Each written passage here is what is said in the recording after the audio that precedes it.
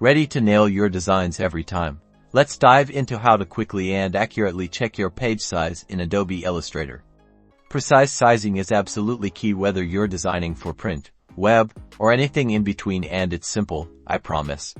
First things first, open your Illustrator document. Now, head up to the top menu bar and click on File. You'll see a drop-down menu appear. From that File menu, select Document Setup. It's towards the bottom. This is one of the quickest ways to reveal those important dimensions. This brings up the Document Setup window.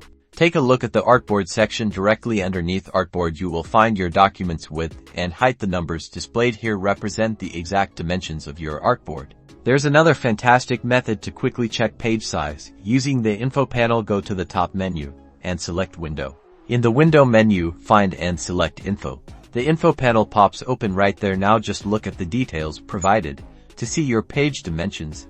It provides you with instant sizes. And there you have it, 2 easy ways to verify your page size, making sure your design is picture perfect. Now you're ready to create. Remember to use these methods for perfect sizing on every project, and subscribe for more Illustrator tips.